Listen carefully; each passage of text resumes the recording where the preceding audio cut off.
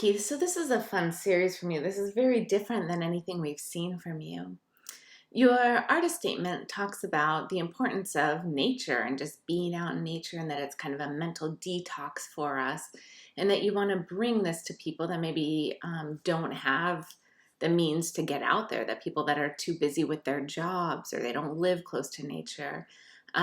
So I love this artist statement as far as just a slowing down, and that this is your mental detox.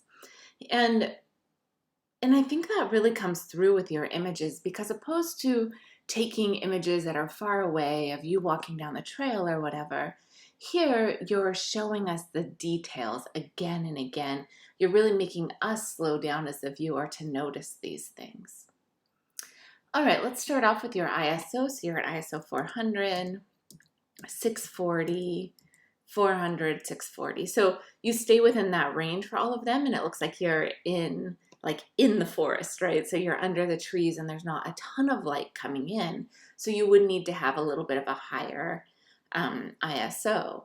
Your aperture stays at 5.6. Oh, there it's at 10 for all of these, but 5.6 for 7 of the 8.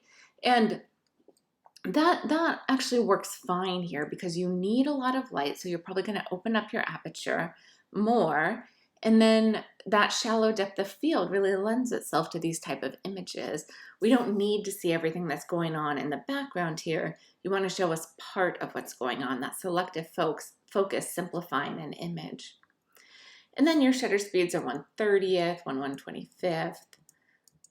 So some longer exposures, and some of them are a little bit more manageable, but let's just double check to make sure we're not having any camera shake here.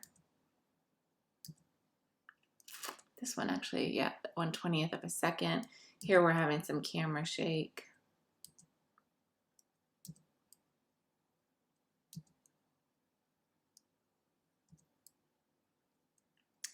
Yeah, so here a little bit of camera shake here on the first one I looked at. What was that, 1/30th of a second? And then this image, a little bit of shake on those.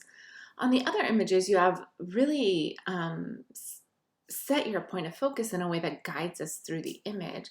So for example, on this image, I want to look back here, but your point of focus is more here. So you're guiding our eye in that image. And then again here, I want to look at all of the mushrooms in the foreground, but there's no focus there, so I'm forced to the background. So you're guiding us through these images with where you're setting your point of focus in kind of an interesting way. I wonder if part of that is because your subject is close to the lens here, so it can't get focus, and that's the only place that you can get focus is a little bit further away.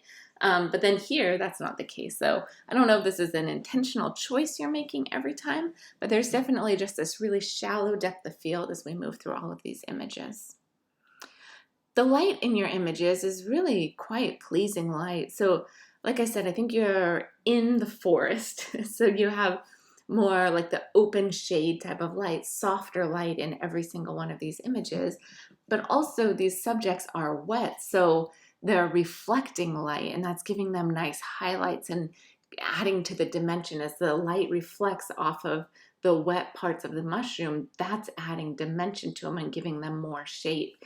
Here it's giving more shape to the edge of this leaf, or giving shape to each of these rocks. So the light, the softer light mixed with the subjects having water on them works really well to add depth to your subjects.